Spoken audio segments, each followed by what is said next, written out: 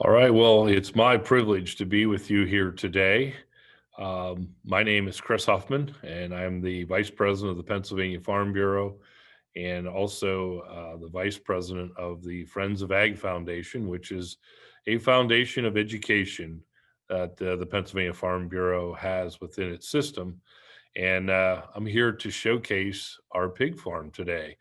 Uh, in the world that we live in today, it is very, very important to be able to continue educating folks about where their food comes from.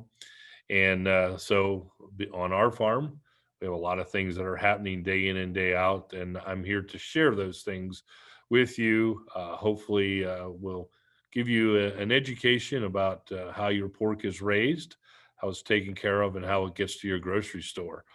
2020 has been a really interesting year, and um, there's been a lot of questions about our food supply. So I'm excited to be here today and to be able to give you a virtual tour of our farm, talk about it, and then talk about a little bit about the industry as we are moving forward and to make sure that there's a quality supply of food for you to enjoy. So I'm going to share my screen and we're going to get started. I hope you enjoy the tour. Uh, all right. So, as you can see, this is a picture of our farm, our sow farm, where we have 1,400 sows, and we have about 63 pigs that actually give birth a week, with a little over 900 little babies born each week. And so I'm excited to be part of this and to tour our farm with you as we move forward. I was very, very honored, and it's been a wonderful experience last year. In 2019, I was named America's Pig Farmer of the Year by the National Pork Board, and they have bestowed this honor on us as one of the elite farmers of Pennsylvania and the nation. And so it's really been just an amazing time as we've been able to go through what we do on our farm and talk about those types of processes that we do. And also engage with consumers and children of school age, as well as being able to talk to the retailers and having the opportunity to meet the CEOs of Walmart and Target and Sam's Club, and also packers who actually process our pigs for protein. And so it really has given us an opportunity to really talk about from a farm level what really goes on within our farm. I'm going to start by the next slide is actually a video that the National Pork Board put together that folks got to view as I became Pig Farmer of the Year. And so I'm going to share that with you, and then we're going to get right into talking about our farm. I think being part of a farm is kind of the roots of the nation. Our nation was built on agriculture, and I'm able to carry on that tradition.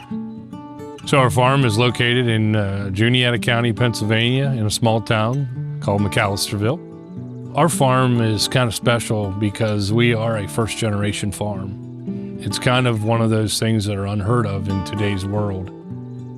I'm a pig farmer because I love working with pigs. The challenge every day of getting up and working with our sows and watching the litters being born. It's exciting to be able to do that and to work as a family and be able to create food for the nation. I've always said that our pigs are almost like part of the family. They're very special to us. We're making sure they get fresh water. And we want to make sure the nutrition's right. We want to make sure that when they're sick, we treat them individually, just like we would our own children. And everything I own today is because of the pigs. It's really important to me that our animals are treated with the best care we can give them. It's important to the consumer, and it's important to us as farmers.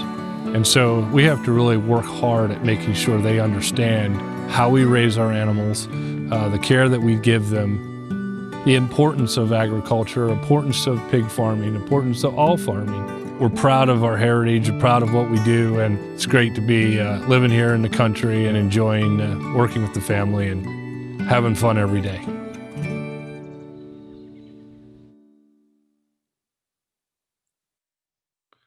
Well, there you got to see a little bit about my family and our farm and what we really strive to do day in and day out. So let's talk about our farm and kind of give you a little bit of an idea of where our growth is of our phases are within our farm. As you can see on this slide, we have four different areas that we kind of compartmentalize our farm at. We have the breeding and gestation. We have the farrowing or the birthing area. We have the nursery, and then the grow finish area. And so I'm going to go through each of these and kind of explain what happens on our farm in each of these areas so that hopefully by the time I'm done, you'll have a better understanding of the life cycle of a pig. So the first part is the gestation and breeding and gestation. And so as you can see is these are some of our sows within our gestation.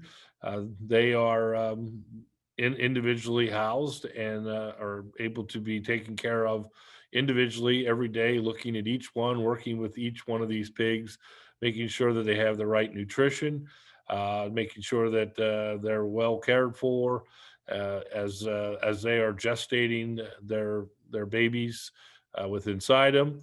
As you can see, you see rows of feeders. That's how we feed them. Every morning they get fed by all at one time, and it gets to be really loud right before we feed them, and then it gets super quiet. All you hear is them just chomping away. But so in the breeding and gestation, when a sow is actually bred, we artificial inseminate each and every one of them, and so by the time they're bred, they will actually gestate for 114 days. And so having them gestate during that time, we're able to monitor them. We have ultrasound machines where we check their pregnancy throughout their 114 days, and we also monitor them, and they get some vaccinations that they need for different parts of their growing stage as the pigs are being born. It's very climate controlled. They have the best of all worlds. In the summertime, we have what we call cool cells, which maintain a 72 to 75 degree. In the wintertime, we use heat to maintain that same temperature. So all year round, they've got everything they need, from the vitamins in their feed to the water to drink, as well as heat and coolness to keep them very, very comfortable throughout their gestating time, which is 114 days. Right before they are ready to give birth, we call it farrowing. We move them to a different part of the barn, which is we call it our farrowing rooms, and each sow gets an individual stall where they're able to get them prepared for uh, giving birth. Everything is washed and disinfected between each sow. So being very, very clean is very, very important. We want to make sure that there is no bacteria or disease around when the pigs are born. Sows do very, very well giving birth, but we're there to help them as they need to be assisted at times as they're giving birth. As you can see, we have plastic floors and we use heat lamps in case a pig gets chilled. If you can see on the left picture, right beside my hand, you see all the pigs all comfortably laying underneath that heat lamp. The right side, those pigs are they're enjoying breakfast or lunch or dinner or a snack in between. They nurse about every hour and a half. We're averaging right now about 15 little piglets born alive per sow, and they average right around 3.5 pounds at birth. And so every pig, when they're born, has a iron deficiency. So we give them an iron shot to give them a boost to get them started.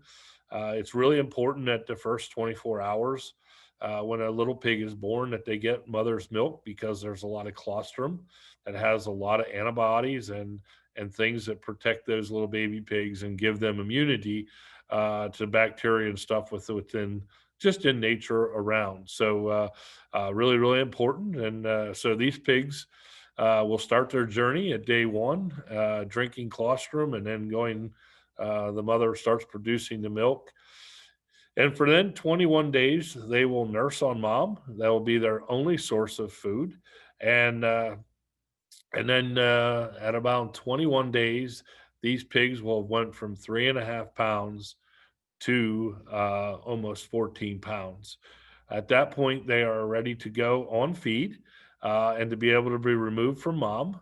Mom will then head back out to breeding and gestation, and to be ready to be bred again in when she comes back in heat. These little pigs will then get moved to the nursery. Here you can see I'm sitting on a bucket.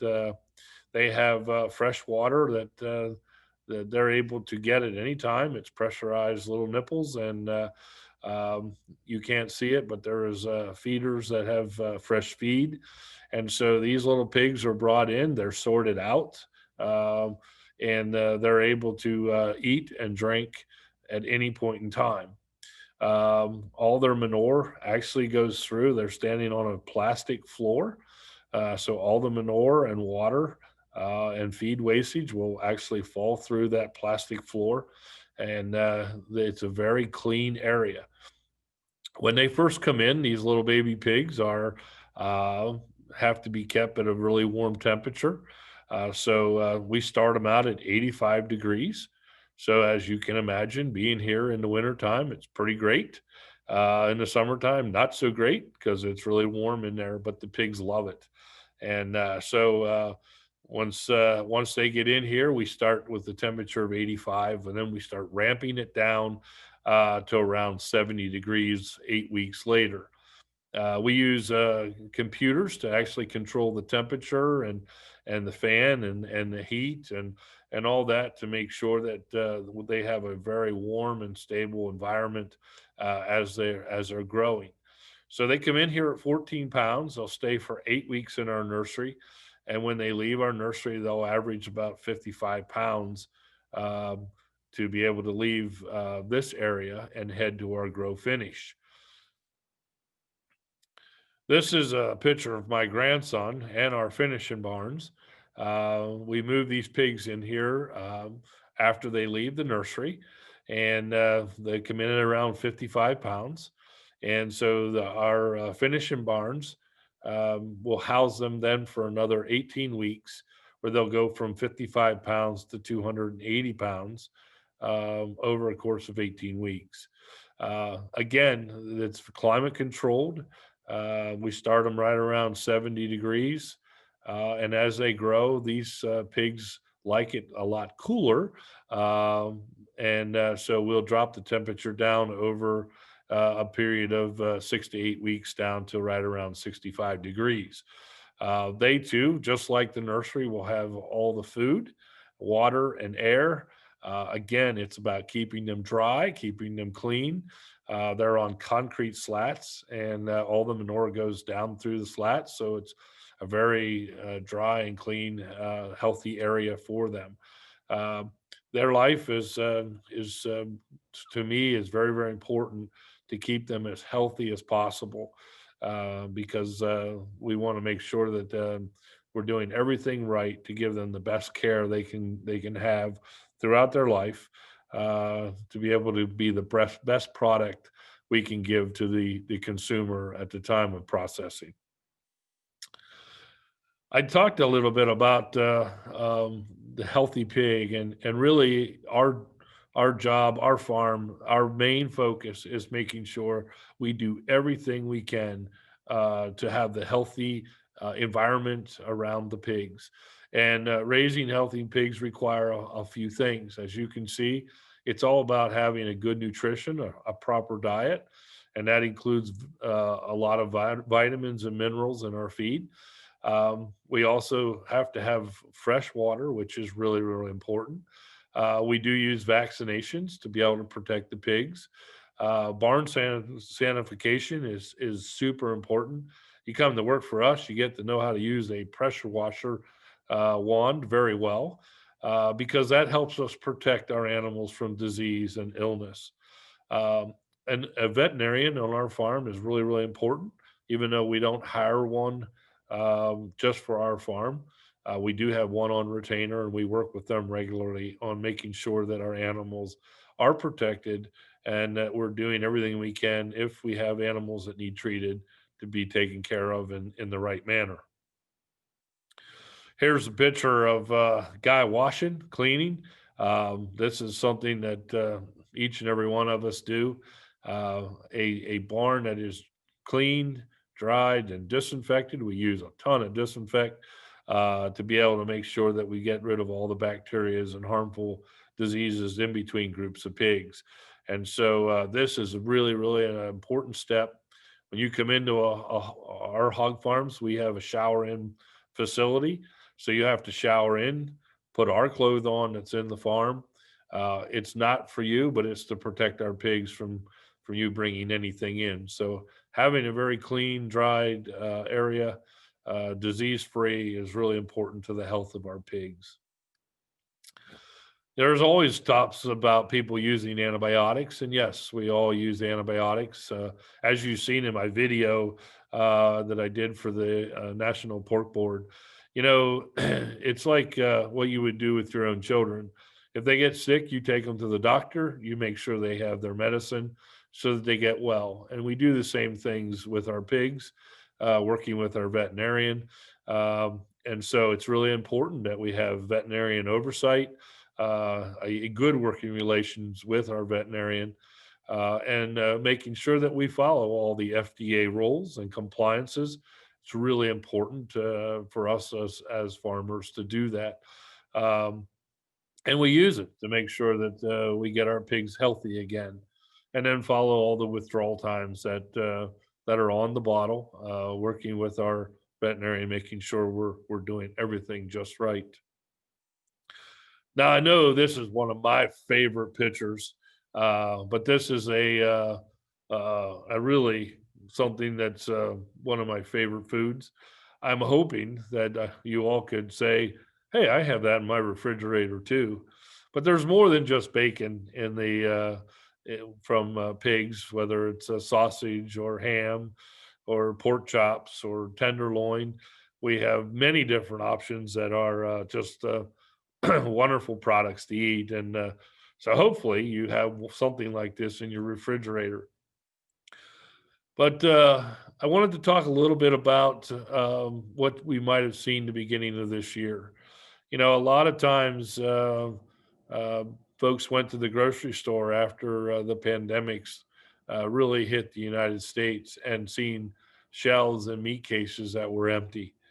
And I'm here to tell you that at no time did we as farmers quit farming. We were producing, we were doing everything we could to make sure that these shelves were back full. We had the products on the farm, whether it was vegetables or some type of meat protein. Farmers never quit during that time. But it's important to understand how things really work when getting that product to the grocery store. And so I want to just kind of go through that a minute and give you an idea of really how pork gets to your grocery store and how it gets to your plate. The first thing we need is corn. 75% of the diet of pigs at any level, whether it's a sow or it's a little baby pig or after they come off a mom or even in the grow finish area, 75% of the food ration is actually corn. And then we add some soybeans and some minerals and some vitamins and to be able to make a well-rounded diet. So corn is really important. In Pennsylvania, we do not grow enough corn to be able to feed all our animals in Pennsylvania. But our friends from the Midwest do a very great job of producing a great corn crop. And so we appreciate working with our other parts of the United States, our partners, our farmers, and working together to be able to create the protein that we are able to sell to our store. From that cornfield, it goes into a a corn ration, as I said, feed ration, and as you can see, this lady is just done filling a feeder. You can see the pigs in the background, and so they're able to eat that feed and to grow. From there, we actually go to the processing plant, and the processing plant is where they take the live animal and they process it and make it into all those great products such as bacon and pork chops and sausage, whatever you tend to like within your pork products. And then from there, in the pig industry, we have three markets that we kind of look to as we look to distribute from the processing plant. The first place would be we do a lot of trade. So out of the pigs that are processed, we process over 500,000 pigs every day, and one out of four pigs that are processed will actually be shipped outside of the United States border. So trade is so important to the pig industry as we look at being able to supply the world with pork. So one out of four pigs actually leaves this country and goes to places like Mexico and Canada, South America, China, Japan. And so those people are very dependent on the pork that we provide here in the United States. Another important place is food service, such as right now, I understand McDonald's is doing the McRib, and really, really important to our industry because it helps with being able to get pork to the consumer. But whether you go to conferences or go to schools, schools are really important in being able to consume some of our products. And so this is where a third of our pork goes domestically is actually kind of goes to food services, and we really appreciate them being able to sell our products to them and for them to be able to make it for all those folks in the food industry. The last place is actually your grocery store, which is hopefully full of pork products, and that's a place you shop as you go through. And if not, uh, hopefully you will in the future. And then eventually, it ends up on your plate. And so, hopefully, sometime after you see this, you will think about, hey, I need to have pork for dinner, and be great for you to go out and purchase your favorite pork product and have it on your plate. So what happened? So what really did happen because the shelves were empty, right? You couldn't find it. So where the disruption was in our processing plants. We never really thought about having some type of a pandemic where it would affect our workers. And I'm really proud to say that our plants reacted very, very quickly. They put plans in place to protect the workers. We were started processing instead of doing it all in 10 hours. We started working around the clock. We started social distancing. We were having all the PPE products that they needed to keep everyone safe with cleaning and disinfecting. And one of the other things we're finding out now is that folks are starting to uh, start going back to finding these little butcher shops within their community and are now actually having their own animals processed. During this time, we sold a lot of animals um, to individuals, to our friends, our neighbors who actually had their own products, their own animals processed for their own use. And to the point where you could buy a freezer this year. So it's pretty awesome to see how people adapted and worked together. America is a great place, and we work hard together. And I think as we move forward, we have new plans in place and that we're ready for the future no matter what is thrown at us within the farming industry.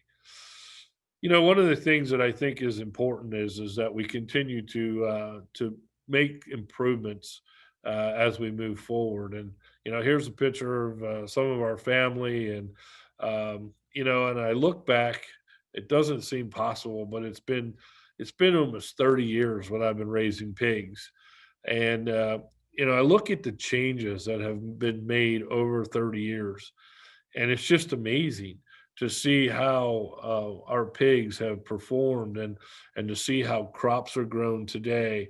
Uh, it's about the future and it's about the next generation. And so I am trying to do my part to make sure that we continue to make improvements as we move forward so that the next generation has opportunities to be able to produce the food and fiber for all of the consumers to enjoy. And so, I just want to talk a little bit about some of the hard work over the last, 50 years. And if you start looking at, you hear all these things about the environmental impact that's going on in the world. Just take a look at what the pork industry has done over the last 50 plus years. Our carbon footprint, and it's being talked about, climate change, and things are talked about all the time in the news. But look what we've done. We've reduced our footprint by 7.7%. We've used technology that helps us reduce our water usage by 25%. Our energy uses using technology, using new, just even LED bulbs within our barn, we've been able to reduce our energy by 7%. And then I think one of the big things is when you start looking at technology, you start looking at some of the great things that research has given us, is look at our land usage. We've been able to impact uh, land by 75%. We reduced the amount of land we use in growing crops just because we've been able to do it so much better. And so, science and technology is so important to our future that we have to continue to really work hard at making sure we embrace and look to the future, and how we're going to be able to produce that protein, use the land, use the water to our best advantage moving forward. It's I found this slide that kind of connects to the water usage. I don't really suggest that you would consider doing this, but to be able to save the amount of water that we've saved within our industry, U.S. citizens would have to have stopped showering 90 times a year just to save that much water. So I'm not sure that's a great idea, but I think it's pretty cool to realize just how much water within the pig industry we have saved. And when we talk about our energy usage, Americans would have to get rid of all their refrigerators to be able to save the energy that we've saved using our technology, using the things that are available for farmers as we look to the future. And these are really important things because it's just one of those things that as we look forward, we have to be able to look at these things and be able to make good choices and make decisions that save our natural resources. We talk about the greenhouse gases and stuff like that. I see this graph that I found here. It's an inventory of U.S. greenhouse gas emissions. You look at where swine is, we're less than 0.5% of the emissions, and you look at livestock, and there's a lot of discussion about that livestock is really an issue.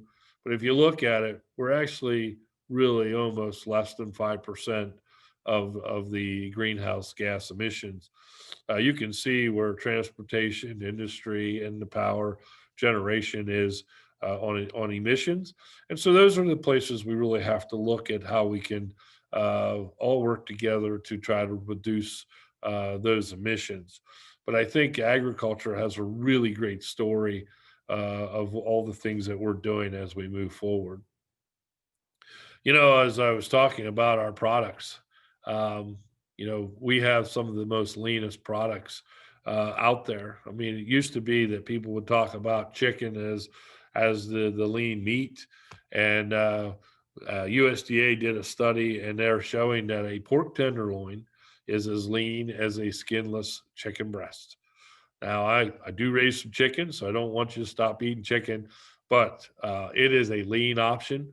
I was up at the Boston Marathon a couple years ago, and there was a lot of runners who tell me they eat pork because the protein that they get really helps rejuvenate their body because it's such a great protein with in low fat that really helps them be at the best as they run. As you can see, there's about 8 cuts of pork that are 16% leaner. Our saturated fat is down by 27%. And it's just, as you can tell, you get a lot of protein packed into a very few ounces. So really great choice as you're looking to the future. Another thing we did was you don't have to cook your pork till it looks like it's a hockey puck. I think that you can look at a temperature of 145 and 150 with a nice little pink center there. It has a whole lot more flavor.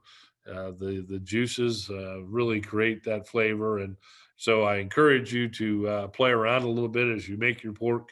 Try to do something that maybe is not so well done.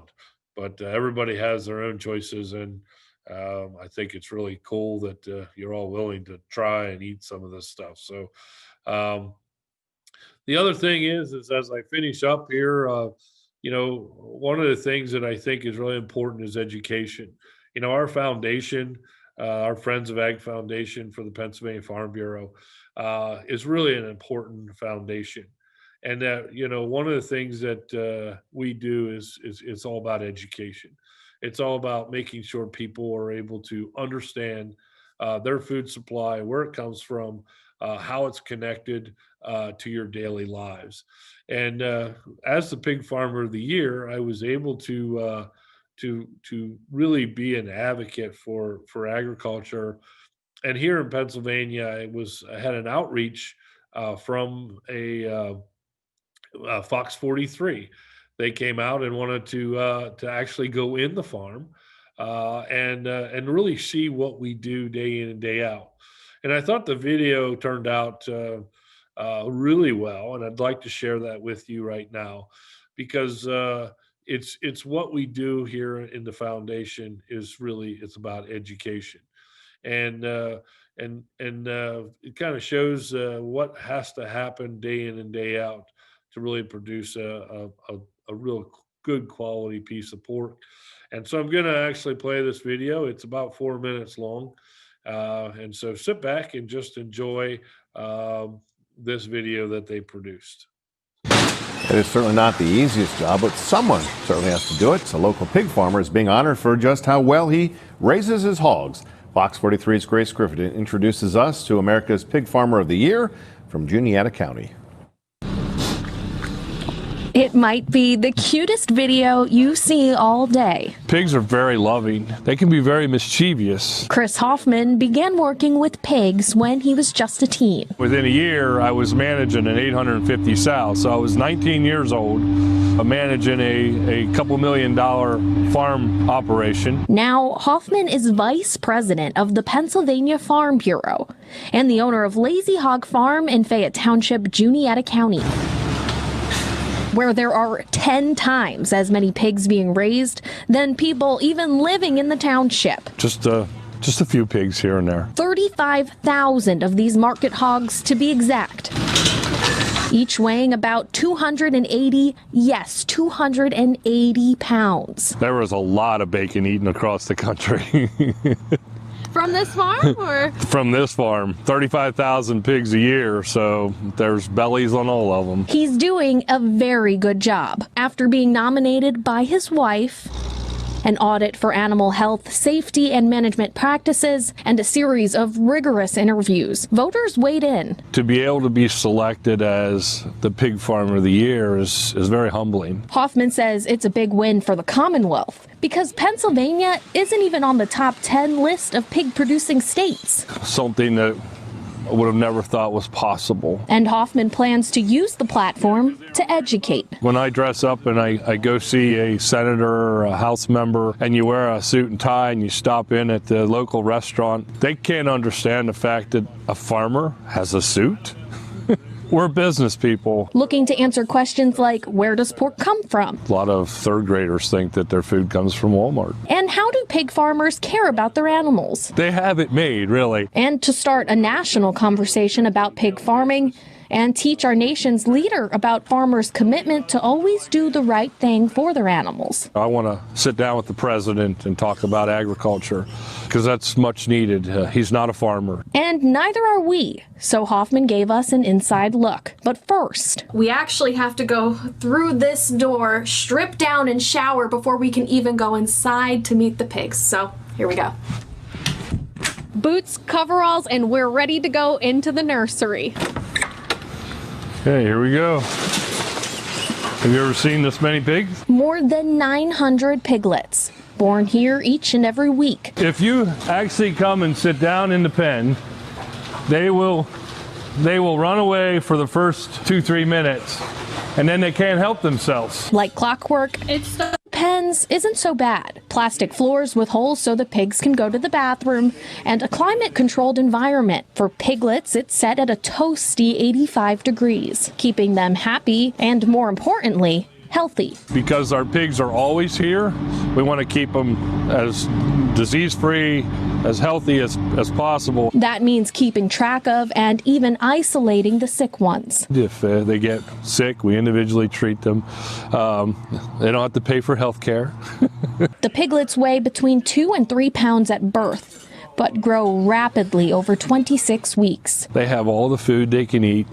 They have all the water they need. Whether overseeing the farm or flying to different states and educating the next generation of farmers. A day is just pretty awesome because it's never the same thing. The better the team around you, the better chance of success. And that's what allows me to do what we do today. In Fayette Township, Juanita County, Grace Griffithton. This was like the most amazing thing I've ever experienced. Fox 43 News. And Hoffman's achievement is drawing praise from the Pennsylvania Department of Agriculture. Pennsylvania is very proud of him on his accomplishments and proving that we are, one of the leaders in the nation when it comes to agriculture. Well, so there you have it. You got an inside view of our farm and just what the Grace got to really experience. She was very amazed at all the things that we were able to show her and the things that she learned. And to me, this is what it's all about. It's all about making sure that people understand where their food comes from, how it's raised, how it's taken care of, and the importance of really getting that food to your table. And so I just want to thank you for taking the time and spending this last 35 minutes with me and reviewing our farm. It really is an important mission for us on our farm is to really engage with our community and to work to make sure that the next generation of those able to raise food and fiber for our community, our neighbors, the United States and the world is really, really important to us. And I just want to thank you for everything that you all do, and that I look forward to meeting all of you in person someday as we get out of COVID-19. And so with that, I hope you enjoyed this. And if you have any questions, reach out to the Pennsylvania Friends of Ag Foundation, and we'll be glad to try to give you more information as we move forward this next year. So again, thank you so much. And thanks again for just watching and listening.